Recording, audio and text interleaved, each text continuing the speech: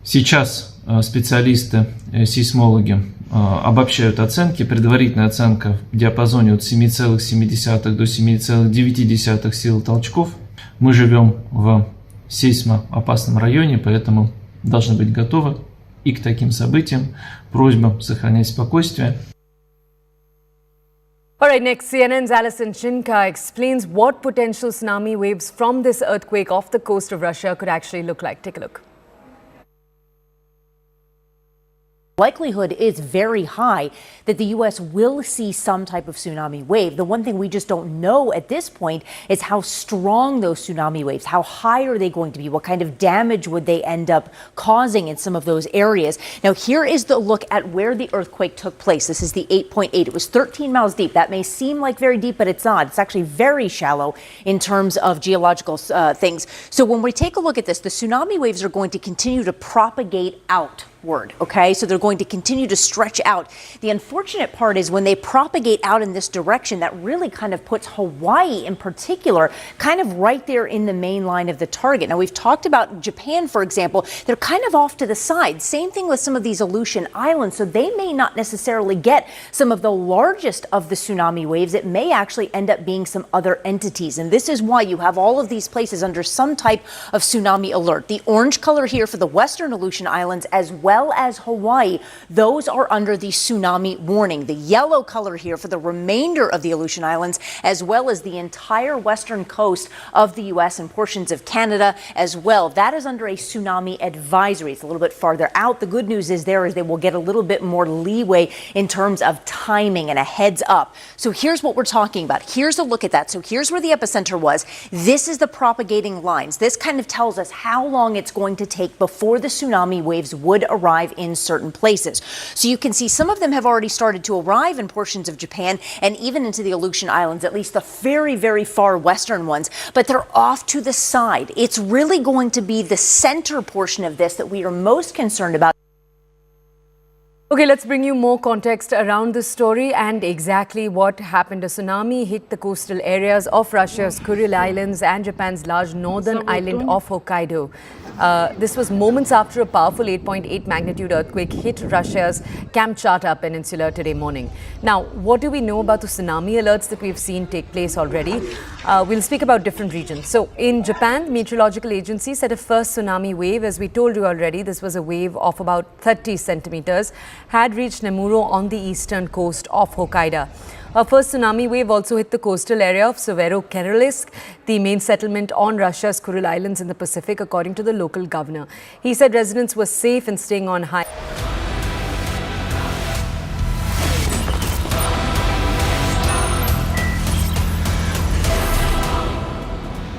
Viewers, what an evening, and it's going to have some repercussions.